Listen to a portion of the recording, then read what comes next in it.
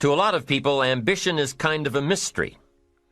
The dictionary says it's an eager desire for distinction, power, or fame. But what does that really mean? Well, let's start with the word eager. All by itself, eager is kind of exciting. Kids are eager for their birthday parties. They expect to be the center of attention, get lots of presents, eat too much. I guess grown-ups are eager for birthdays too. Unless, of course, they're embarrassed that the number of candles on the cake outnumber their achievements. But we can be eager to see a ball game, eager to see our kids in a dance recital, eager to see an old friend, eager to shop for a new car. Eager sounds like a lot of fun. But do you ever hear people say they are eager to live a better life, eager to have a better family, eager to make a lot of money? Probably not. And that's a problem. Because how I see it, living a better life, having a better family, and making a lot of money takes an eager desire. We have the remarkable ability to get exactly what we must have. But there is a difference between wishes and desires. We've all heard people say, "Oh, I wish I could just drop 5 pounds. I want to be a little lighter." And we've probably said it ourselves, especially after a big holiday dinner of turkey and homemade pie and every other thing we can possibly stuff ourselves with in one 8-hour period of time. And even though we may wish we could breathe a little easier in our clothing, we have to have the desire to exercise a little more and eat a little less. The "I wish I could lose weight" has to become, "I have the eager desire to lose weight." I'm also sure you've heard people talk about wishing they had more money to pay the bills, or take a vacation, or just to take a little pressure off of life. But before their lifestyle can change, their wish needs to become a desire. If they really desired change, they wouldn't spend their evenings just watching TV and wishing they were doing something more. The backbone of an eager desire to change is discipline. True ambition is disciplined, eager desire. It's that little part within us that says, if I want to be ready for that meeting tomorrow, I need to finish preparing for it today. If I want to make sure I can pay for my kids' college education, I need to start saving today. If I want a better life tomorrow, I need to start working on it today. Ambition is a minute-by-minute, day-by-day mentality. To have the ambition to work towards a better family life, a newer car, a bigger house, a financially secure future, you have to live it every moment. If living a successful life was easy, I'm sure more people would be successful. If just being ambitious was enough, I'm sure all of the broke and perplexed people in the world wouldn't be broke and perplexed. While most people spend most of their lives struggling to earn a living, a much smaller number seem to have everything going their way. Instead of just earning a living, the smaller group is busily working at building and enjoying a fortune. Everything just seems to work out for them. And here sits the much larger group, wondering in awe on how life can be so unfair, complicated, and unjust. So what's the major difference between the little group with so much and the larger group with so little? Despite all the factors that affect our lives, like the kind of parents we have, the schools we attended, the part of the country we grew up in, none has as much potential power for doing good as the ability to dream. Dreams are a projection of the kind of life we want to lead. Dreams can drive you. Dreams can make you skip over obstacles. When we allow our dreams to pull us, they unleash a creative force that can overpower everything in our way. To unleash this power, though, your dreams must be well defined. A fuzzy future has little pull power. Well-defined dreams are not fuzzy. Wishes are fuzzy. To really achieve your dreams, to really have your future plans pull you, your dreams must be vivid. If you've ever hiked a 14,000-foot peak in the Rocky Mountains, one thought has surely come to mind. How did the settlers of this country do it? How did they get from the East Coast to the West Coast? By foot. Carrying one day's supply of food and water is hard enough. Can you imagine hauling all of your worldly goods with you? Mile after mile, day after day, month after month? These people had dreams, big ones. They had ambition. They didn't focus on the hardship of getting up the mountain. In their minds, they were already on the other side. Their bodies just hadn't gotten them there yet. Despite all of their pains and struggles, births and deaths along the way, those who made it to the other side had a single vision: to reach the land of continuous sunshine and extraordinary wealth. To start over where anything was possible, where everything was possible. Their dreams were stronger than the obstacles in their way. You've got to be a dreamer. You've got to see the future finished in advance. You've got to see California while you're climbing 14,000-foot peaks. You've got to see the finish line while you're running the race. You've got to hear the cheers when you're in the middle of a monster project. And you've got to be willing to put yourself through the paces of doing the uncomfortable until it becomes comfortable. Because that's how you realize your dreams. Our great country was founded with dreams. They've always been important. Dreams are what caused thousands of people to leave their homes and families and start over in a land where anything was possible. To this day, dreams continue to bring people to our land of opportunity, to a country where you can start with little and end up with a lot, to America. Don't you sometimes wonder why so many immigrants who come to America can build a new life and a fortune while many of the people who were born here are barely surviving? They have a dream, a defined goal, ambition. Aside from the pioneers that crossed the prairies and the mountains to reach their vision of hope and future promises, there are other amazing examples of how ambition has shaped America. Take Ben Franklin, for instance. When most people think of Ben Franklin, they remember the kite and the lightning bolt and the discovery of electricity. What a lot of people may not know is that Ben Franklin was one of the first writers to address self-making. When Franklin started Poor Richard's Almanac in 1732, he used the blank spaces between the crop data and the weather information to insert clever bits of moral and practical advice. I'm sure you've heard the saying, fish and company start to stink in 3 days. Well, that was one of hundreds of Ben Franklin's comments on life. Another was, diligence is the mother of good luck. You know, it's amazing how hard-working, smart-working people have all the luck.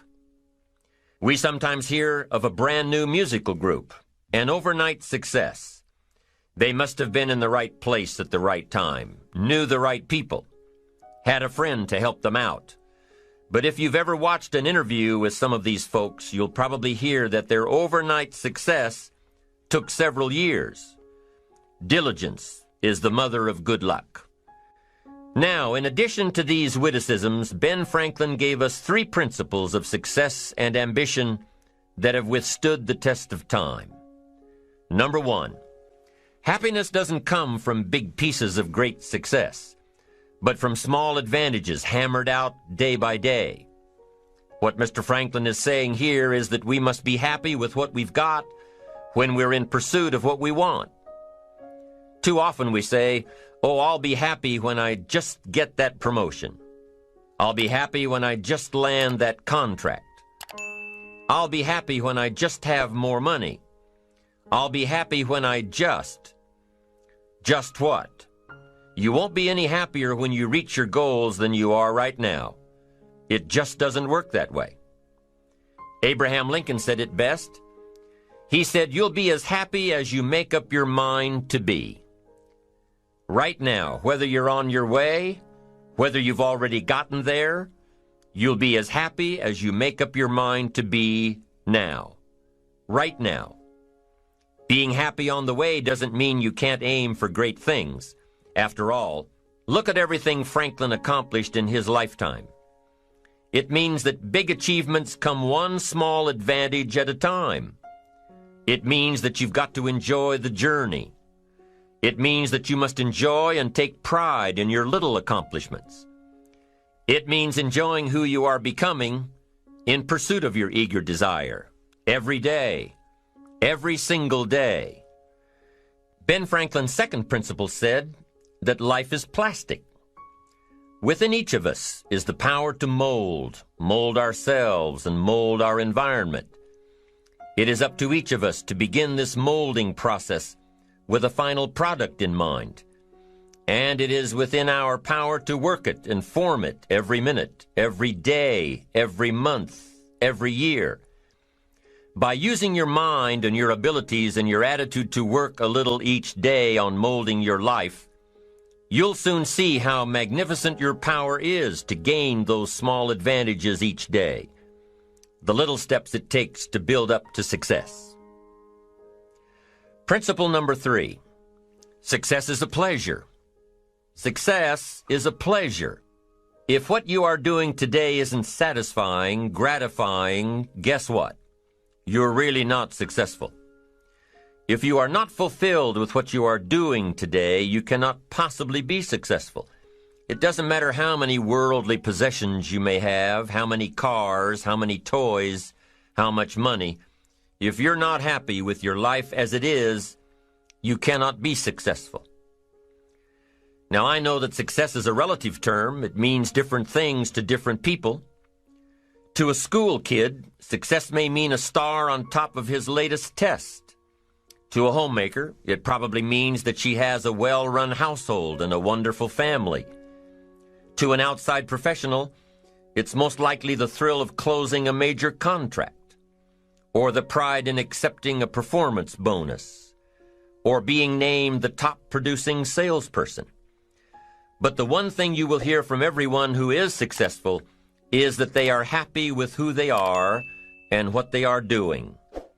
They are happy, content, satisfied. Success is a pleasure. What have you done today that makes this day successful? Think about it and write it down. If at the end of the day you can jot down the things that have made it a good day, you will soon see patterns forming. This really is a good habit to get into. When you can see a pattern of pleasure, you'll know you're on the road to success. So take note of Mr. Franklin's 3 principles of success and ambition. Number 1, big achievements come one small advantage at a time. One step at a time, one day at a time. Number 2, you have the power to mold your life, to make it whatever you want, to shape it and reshape it. And number 3, success is measured through pleasure. This is the key one. Success is measured through pleasure. You've got to be happy along the way. You've got to learn to give yourself a pat on the back. Good job, you need to tell yourself. I'm proud of me today. You've got to be happy. You've got to learn to enjoy the process. These are really common sense ideas. They're practical. And William James agreed. He's another American great, one of the most notable philosophers and psychologists in our history. And he founded a philosophy called pragmatism. To be pragmatic is to be practical, to test the validity of a concept by its practical results, to actually question something and rate its usefulness by what it can do for you, to hear a method of doing something and figuring out if it's even worth your while. One of the issues Mr. James dealt with in his lifetime was, what does it mean to be a success, a significant person? After years of pondering this question, William James described success as a combination of 2 things. Number 1, an inner ideal which is followed persistently with courage. And number 2, outer achievement related to that ideal. Let's go back to number 1, an inner ideal which is followed persistently with courage. I take that to mean defining a goal and having the resolve to complete it. No matter what, I'll do it or die. Promise yourself you'll read the books until your skills change. Go to the seminars until you get a handle on it. Do it until it makes sense. Practice it until you've got it right. Don't give up until you get where you want to be, however long that is.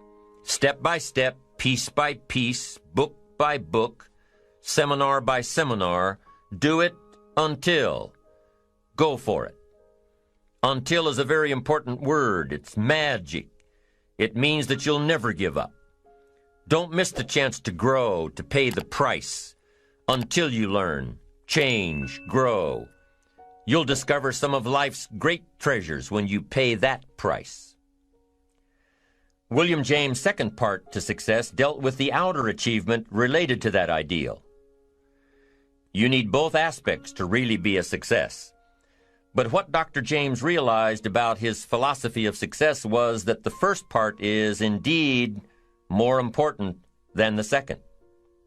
Going for it. As long as you're working toward your inner goal, your dream, then success is possible. But once you give up your inner vision, then you can never become successful. You never will become successful. Until doesn't even matter.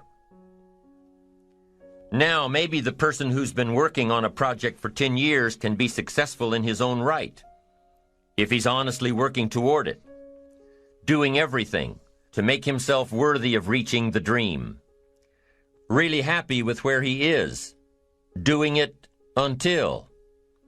Then maybe he is a success.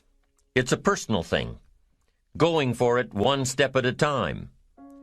Going for small accomplishments along the way for however long it takes.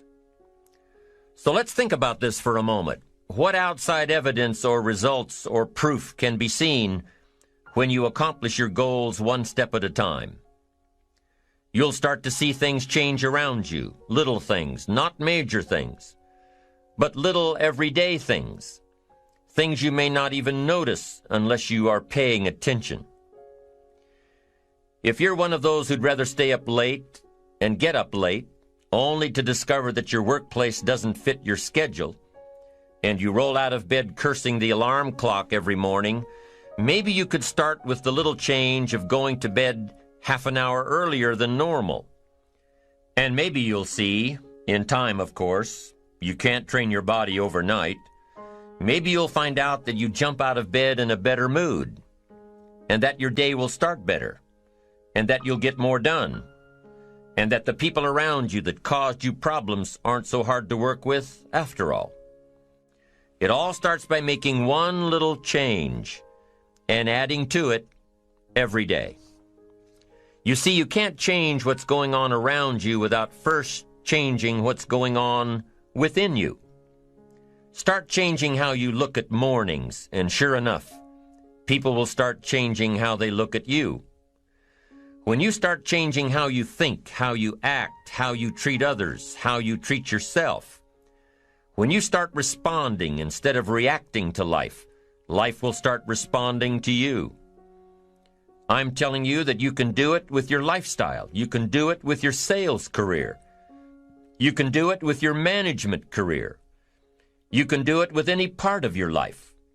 If you are looking for equities unmatched, don't curse the only thing you have: seed and soil, sunshine and rain, miracle and seasons. But start processing things like we're covering in this program, and change will take off for you. You cannot believe what can happen in such a short period of time. So you ask yourself, what small changes can I start making today? Well, you can start in your car on your way to work. If you're sitting on the highway, stop-and-go traffic, moving at about 15 miles per hour tops, look at the guy or the lady sitting next to you and give them a smile, or thumbs up, or even wave. Now, some people might think you're a little strange, but hey, you'll feel better. And tomorrow, when you get into the office, how about a big cheery hello to the people at the front desk and everyone you see on the way to your office? And when you get home tonight, how about giving your wife or husband and kids big hugs instead of collapsing on the sofa? When you start with the little things that make others happy, improve their day, you'll find that these little things add up to big ones. So what happens when you start taking charge of your own personal happiness, your own life? Do you think that these little things will somehow make a difference in meeting your goals? You bet they will. You can't do it alone. You can't be successful by yourself. It's hard to find a rich hermit, you know. The ambitious person realizes that each of us needs all of us. You all by yourself may have finalized the company's marketing plan, or finished up the sales projections, or even wrote the mission statement for the year to come. Even if you did this all by yourself, you really had the help of all of those around you who tolerated and supported your need to be undisturbed, or provided service to you during the project. Maybe you should thank those people every once in a while with a dinner certificate, or a bouquet of flowers, or 18 holes of golf. Even a thank you note. Thank you notes are so important. After all, without your support team, you probably wouldn't be where you are today. You can't be successful by yourself. So thank them. Thank those around you. And let them know just how important they are to you. Be it your office personnel or your family or your friends, a thank you sure goes a long way. So, is it important to do a little extra for these people as you are working your way toward your goals? I think so. I'm sure you do too. Once you've decided that you're going to set sail, go for it, and let loose on your new charted course, you don't have to worry about the winds that will most certainly blow around you, the obstacles, the negativity that will stand in your way. You don't have to worry about what other people will say. You just have to keep your mind on your course. Those winds may blow fast and furious, but if you know your path, if you know where you are going, they will help push you toward the dreams and goals and treasures that you have already decided you're going after. Your goals will push you forward, ahead of the stormy weather. There are some amazing people around that we can learn from today, people who have already braved the storms and come out on top, people who are still alive today, people who started with nothing and ended up with something great, famous people, not so famous people, maybe even people you know, but don't know their stories, people who had an early vision and ambition, people who turned their focused dreams into the reality of success. One of my friends tells this story about her dad. She thinks he's cheap. She gives him a hard time every time they go to one of those all-you-can-eat places, because he eats all he can eat, until he can't move, until he needs to take something for indigestion. But she knows where he came from, his history, and understands just why he is the way he is. He eats all he can eat because he was raised in an orphanage, a place where you had to grab all you could or you'd be hungry. But the real story behind her father is that he made himself a millionaire with nothing more than a dream. He watched his own father drown when he was 4, was taken away from his mother a few years later and put into an orphanage because he was so bad. Raised by other people, strangers. After growing up in foster homes, he decided to go out on his own. He barely finished high school, but he found a job as a vacuum cleaner salesman. He did well, really well.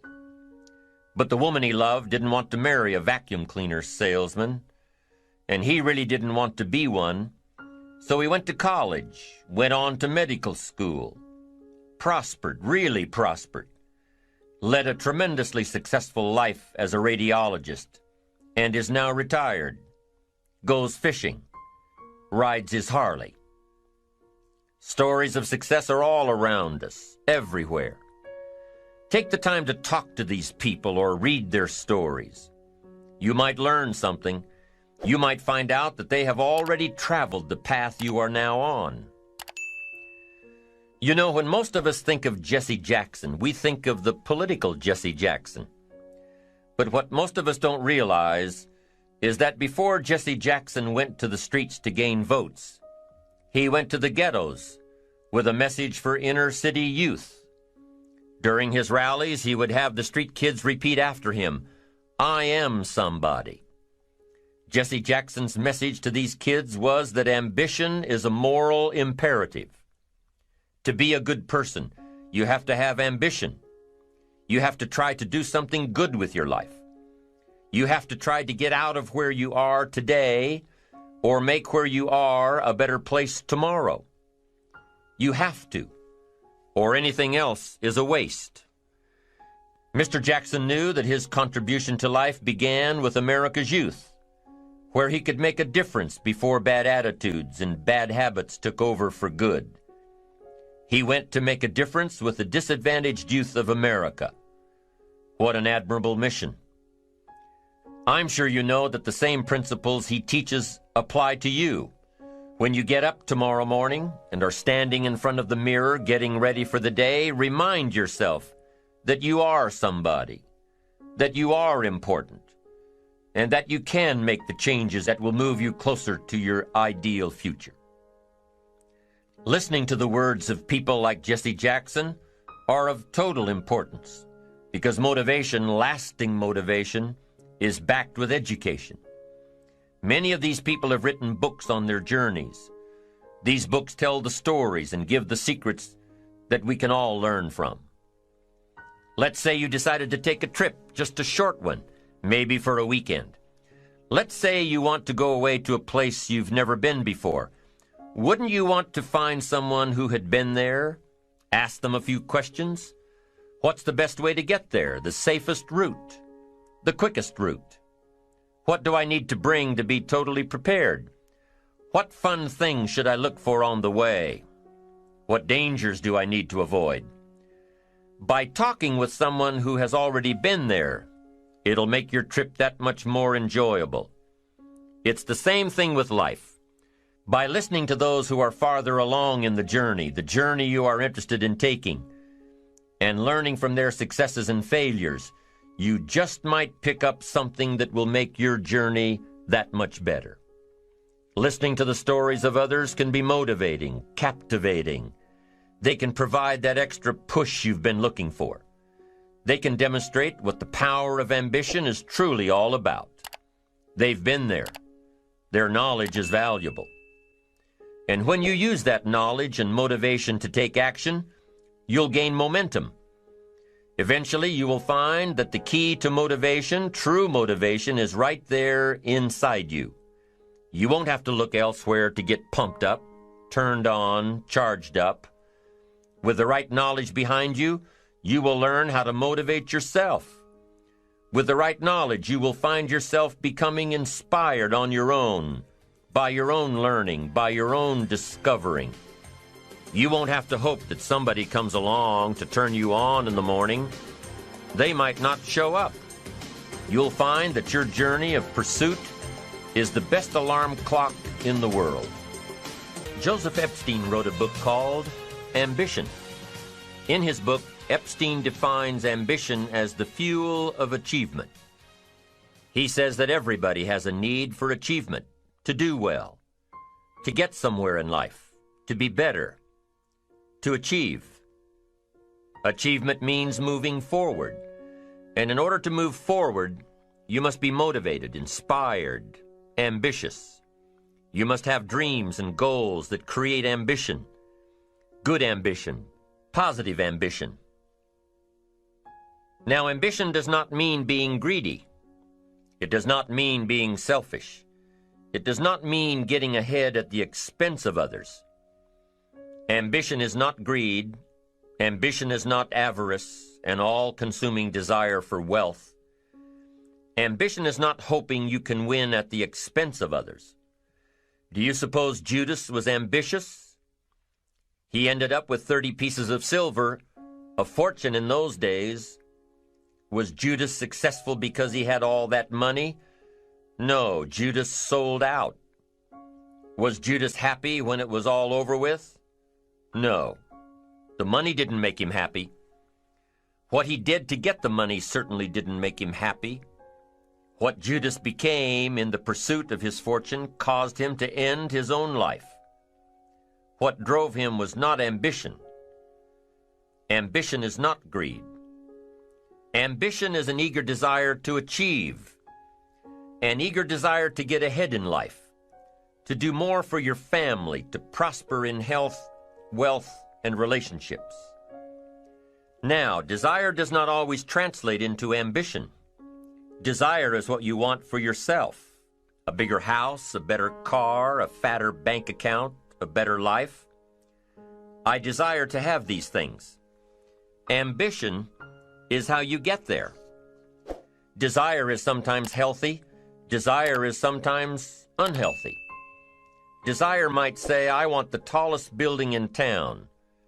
The destructive side of desire might urge you to tear all of the other buildings down. I guess that's one way to do it. You might get away with tearing down the first one and maybe the second one. But in your desire to tear them all down, sooner or later, some guy is going to be standing out in front of his building saying, I'm on to you. Get out of here. And pretty soon you're no longer known as a builder. You're known as a destroyer. Now, the second way to have the tallest building in town is to see it, dream it, and plan it, and put your team on it, work on it. Go through all of the steps to get there. Do it right. Have the ambition to be the owner of the tallest building in town, and go through all of the right steps to get there. If you really want it, and have the skills to do it, and the patience to weather all of the storms, your ambition will lead you there. Having the ambition to do what it takes to get you where you want to go is good. Ambition is creative and constructive. Ambition is an expression. It's something inside of you want to express in a positive way. I'm sure you have dreams of accomplishing great things. Are you ambitious enough to realize these dreams? Are your dreams strong enough to pull you toward your future? Are they vivid enough to see the end result now? Are they worthy of doing until you get there? What are your reasons for creating these dreams? Reasons vary from person to person. I bet if you did a little soul searching, you could come up with a fairly strong list. The list of reasons. Why is it so important to achieve these dreams? What are you trying to express? These reasons for accomplishing great things are different for everybody. There are personal reasons, sometimes uniquely personal reasons. Some people do well for the recognition. Some people do well because of the way it makes them feel. They love the feeling of being a winner, and that is one of the best reasons.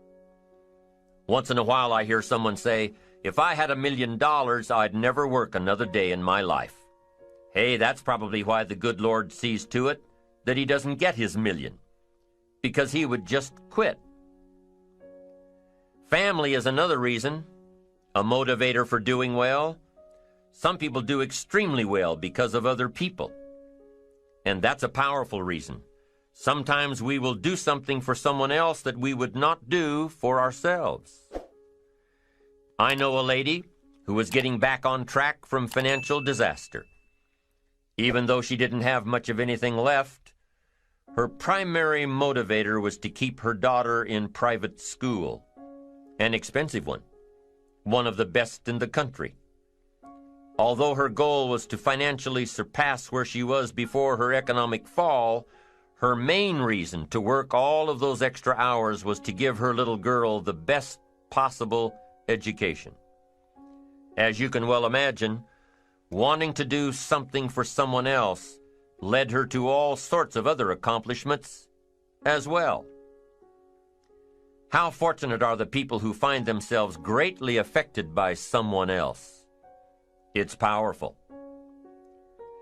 What has you getting up early, hitting it hard all day, and staying up late? What has you inspired? What are your reasons for doing well? What's at the core of your quest? What is the power behind your ambition? Think about it. Jot it down. Do some soul searching. Define your reasons so they will work better for you.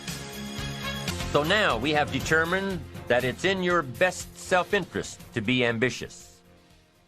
Self-interest, self-preservation. As human beings, we can't help but be interested in our own self-preservation. We can't help but be self-interested. It's one of the strongest urges we have. Interested in our preservation, interested in our development, interested in our success. There's certainly nothing wrong with self-interest, but here's the clue. Self-interest must be enlightened as to what truly serves us best. When I found out that self-interest was okay, that was a big relief to me. Now, we're not talking about selfish. We're talking about self-interest. Self-interest needs to be educated, enlightened. Self-interest is willing to be benefited by service to others, not at the expense of others. Self-interest at the expense of others starts to be greed, evil, hoping you go up as someone goes down, hoping to attain while someone else loses. I win, you lose. We call that the beginnings of evil, the dark side of our nature, wishing to benefit at the expense of others. Enlightened self-interest wishes to benefit at the service of others. A friend of mine tells this little story about a person she hears from about every 3 months or so. This guy calls to solicit money for food baskets for homeless families. She's happy to give her money to them. She was unfortunately homeless for a short period of time, and she knows the position these people are in. This group is legit. She checked them out. But after the second or third time this guy called, same guy, after the second or third time he called, she started talking to him about other stuff. Turns out this guy is broke, living in a hotel, looking for any construction job he can find. Any job at all. But what's unique about this guy is that he donates 2 or 3 hours a night, every night, to call people and get money to feed the homeless. Every night, from his hotel room. Now, most people would say this guy should use those hours every night to work a second job or a third job. But while he's way down on the ladder of success, he feels it's important to help those less fortunate than he is. He has a roof over his head. He makes enough to feed himself. And my friend says that every time she talks to this guy, every 2 or 3 months, he's doing better. He's digging himself out of debt. He's starting to save money. He thinks he'll be able to move into an apartment in another month or 2. Now, recently an interesting thing happened. My friend was talking with an associate of hers. She's single, lives in a big house, needs to find a handyman to help her out on a regular basis, someone who can build an addition onto her house. So my friend told her about this guy. The only reason this guy ended up being hired was that my friend's associate was touched by his dedication to service, while he, himself, was down and out. Service. Success at the service of others. Now, this guy isn't rich by any stretch, but through my friend's network, he now has constant work, doing things around several people's houses. And now he's in a place of his own. And guess what he does every night? He's still making phone calls to get money to feed the homeless. What great character this man has. Enlightened self-interest leads to wealth. Self-preservation leads to poverty. Somebody says, well, I can't be concerned about other people. I have to pay attention to myself. Well, then you'll always have to. Somebody says I can't be concerned about other people's bills. I've got enough worries trying to pay my own. Well, then you'll have to worry about them for the rest of your life. The best way to get that monkey off your back is to turn your attention around. Once I understood some of this stuff, I'm telling you, it revolutionized my whole life. Now, self-interest is okay, yes, but here's what self-interest must be if you truly want to be happy. It must be enlightened. It says, don't keep your attention on yourself if you want your life to work out well. Turn your attention to others. In your own self-interest, be enlightened.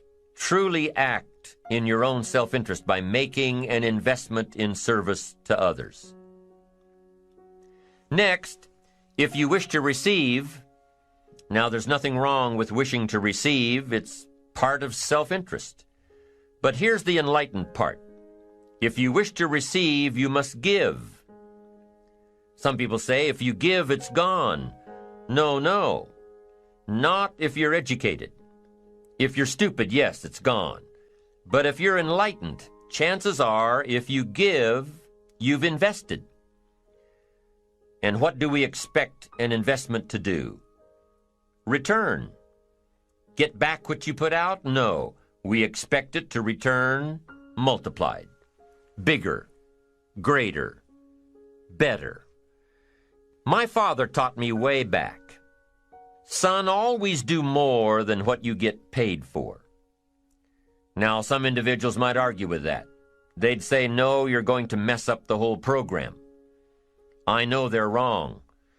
In my own self-interest, I did what my father taught me, to always do more than I got paid for. Why? To make an investment in my future. Do more than you get paid for to make an investment in your future, and it's paid off for me. If you're wanting that big promotion, are you going to go up to your boss and say, just give it to me? I'll work harder if you just give me that promotion. No, it doesn't work that way. You've got to do more in your current position so that you get noticed, so you stand out from everybody else. So the boss says, hey, we've got this position opening up, and I think we should give it to Nancy.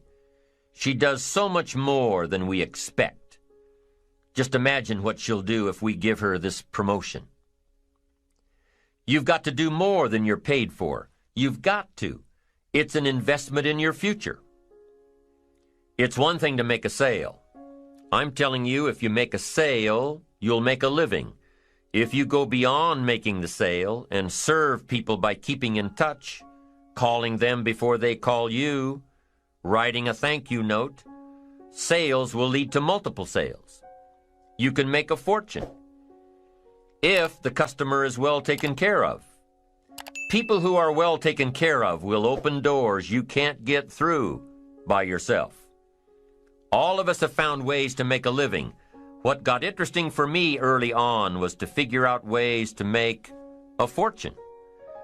You'd say, well, Mr. Rohn, how would I deserve to make a fortune? It's easy. Render fortunes of service. People will do things you cannot believe for people who give them good service. Here's one of the greatest gifts you can give anybody, the gift of attention. In return, they will do extraordinary things for your career. Take you by the hand and lead you to more people than you could meet by yourself. Always do more than you get paid for. Next, in enlightened self-interest, life responds to deserve, not need. Life responds to deserve, not need. Life was not designed to give us what we need. Life was designed to give us what we deserve. What we deserve. Once you understand that little life principle in your own self-interest, I'm telling you, it's life-changing. The ancient law does not go like this. If you need, you will reap. No, it doesn't work that way. A lot of people out there are hoping it works that way, but no, it doesn't. The ancient law goes like this. If you plant, you will reap. If you sow, you will reap. Somebody says, well, I really need to reap. Well, then you really need to plant in your own self-interest. Your own self-interest needs to be educated in how to plant. how to do it so everybody wins, because life doesn't respond to need. You can't go to the soil and say, I need a crop. The soil just smiles at you. And here's what the soil says: don't bring me your need, bring me some seed. Bring me some effort. Bring me some discipline. Bring me some interest. Bring me some service. Bring me these things, and I'll return to you multiplied by 2 times, 5 times, 10 times. You can't come with need. You've got to come with seed. You've got to come with willingness. You've got to come with skills. You've got to be willing to learn, willing to change, willing to grow, willing to put yourself out, willing to stand up to the bad weather, willing to pull out the weeds, willing to nurture. That's the only way you get a return. Once you understand these principles, self-interest now truly becomes an exciting challenge, making sure everybody wins. Enlightened self-interest makes sure that everybody wins. Now here's another one. If you want to find, you must search. And if you search, you will find. In order to find, you must search. You must go to church. You must go to the seminar. You must go to the library. You've got to go to the bookstore. You've got to go to the class. You've got to go to the training. You've got to go searching. Why? If you search, you will find. You'll find ideas. You'll find inspiration. You'll find hope. You'll find contacts. But you've got to be out there, on the search, on the look. Life reserves its treasures for those who deserve it, not those who need it. Enlightened self-interest, giving so that you will receive, searching so that you will find, making sure that everybody wins all the way around. Enlightened self-interest needs to be educated.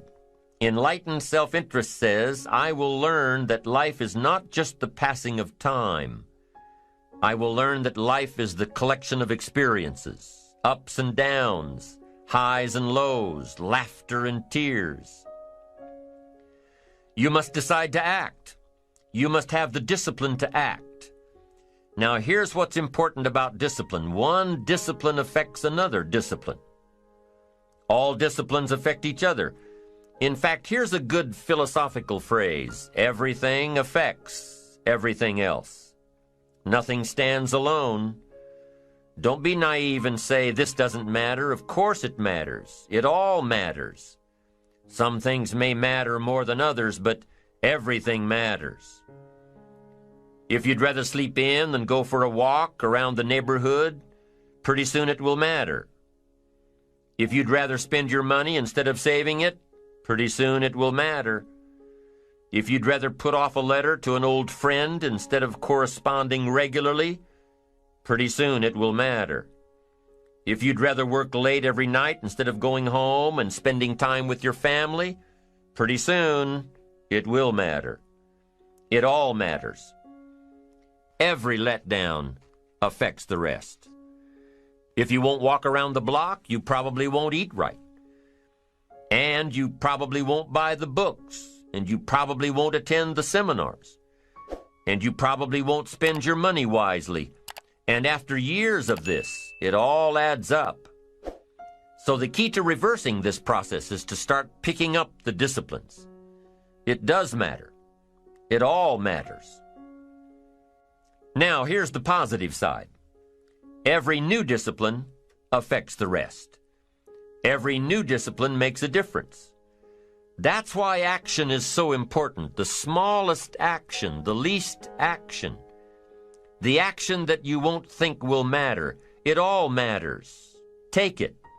Because when you start accomplishing and the value starts to return, you'll find inspiration to do the next one and the next one and the next one. If you start walking around the block, it'll inspire you to start eating right. You start eating right, it'll inspire you to get a book. You get a book and it'll inspire you to get a journal. You get a journal and it'll inspire you to develop some skills. Disciplines affect each other. Lack affects the rest of your life. The key is to diminish the lack. One of our greatest temptations is to just ease up a bit, to do just a little bit less than you're capable of, to take a little break. Somebody says, "It'll just affect my sales." No, it'll affect your consciousness. It'll affect your philosophies. It'll affect your home life. It'll affect everything. No, you can't ease up a bit. That's what vacations are for. When you're at work, work. When you're on vacation, rest. Wherever you are, be there. If you think about vacation when you're at work, you'll surely think about work when you're on vacation. You'll just mess it all up. So be disciplined. Get involved. Do all that it takes to get the job done. Get your health back. Get your bank account where it's supposed to be. Get your family in order. Get disciplined, be disciplined every day. When you set up the disciplines that give your life structure, miracles can happen, multiplied. And I'm telling you, anybody who wants to make a drastic change in their income can do it. I was broke at age 25 and a millionaire at age 31. Everything around me was the same. I changed. I refined my philosophy. I read the books. I took the classes. Started looking at life a little differently. I'm telling you, it works.